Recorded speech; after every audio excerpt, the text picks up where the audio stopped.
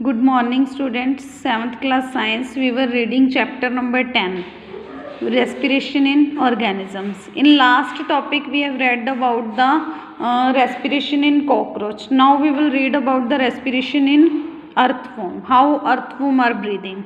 Earthworm breathe through the skin. Through their skin. Their skin have large number of blood capillaries inside their skin.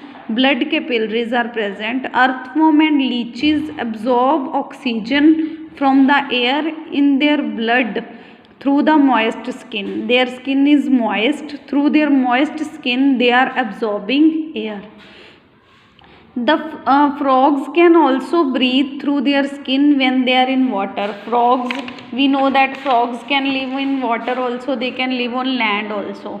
When they are in water, then they are breathing through their skin. Breathing underwater, respiration through the gills. Fish, tadpole and other aquatic animals, which animals are living in water, that are called aquatic animals, they have special respiratory system, respiratory organ called gills. They are breathing through the gills. Gills are made up of large number of fine capillaries containing blood vessels.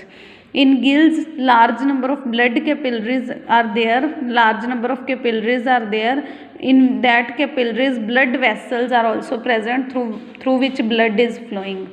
These blood vessels absorb dissolved oxygen present in the water. Which oxygen is dissolved in the water, soluble in the water, these gills, blood vessels helps to take that oxygen, to absorb that oxygen and carry to the body tissues, and that oxygen then passing to their all body tissues.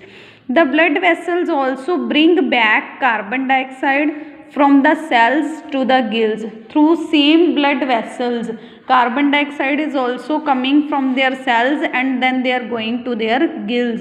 Then through gills, the carbon dioxide is going into the surrounding, into the water. Next is, do plant also respire? Means plants are also doing respiration or not? Plants, respiration in plants occur in mitochondria. In plants, mitochondria cell is present, that is present in plant cell. Through that mitochondria, they are doing respiration. During respiration, plants take in oxygen gas and release carbon dioxide gas. Same as human beings, plants are taking oxygen gas and releasing carbon dioxide gas when they are doing respiration. But during photosynthesis, they are taking carbon dioxide gas and they are releasing oxygen gas. Respiration in plants takes place through the different parts such as roots, stems and leaves. Plants are respiring through roots, stems and leaves.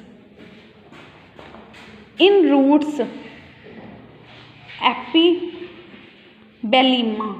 In roots, epibellema is present. Through the epibellema, they are taking the breath. The outer surface of the roots have thin layers of cells called epibellema.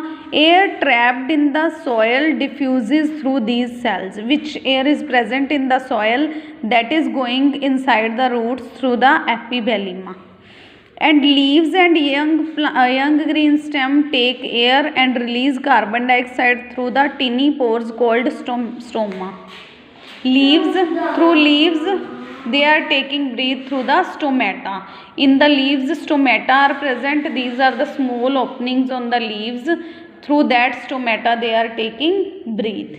And in the stem, lenticels are present. Through lenticels, they are taking breath through the stem. Stoma with nearby cells is called stomatal apparatus. To stoma, we can also say stomatal apparatus. Woody stem take in air through the opening called lenticels. In the stem, lenticels are present. Through lenticel, they are taking breath. During the day, both respiration and photosynthesis occur in the plants. During the day, both respiration and photosynthesis occur in the plants. Means in daytime, respiration and photosynthesis, both the processes occurring in the plants, but at night time only respiration is takes place. So plants take oxygen and carbon dioxide at the night time. Now stomatal apparatus. Where the stomatal apparatus are present? These are present on the leaves. The stomatal opening surrounded by two guard cells. Several subsidiary cells are called stomatal apparatus. Stomata, these are surrounded by two guard cells, and some subsidiary cells are also present that are called stomatal apparatus. The process of opening and closing of stoma is controlled by the expansion and contraction of guard cells. Guard cells are present in the stomata. The opening and closing of these stomata, that is due to the expansion and contraction of the guard cells. The expansion contraction of guard cells is due to the flow of water from the subsidiary cells at the sides, which cells are present through that subsidiary cells water is flowing, and with the help of that water helps in the expansion and contraction of the guard cells.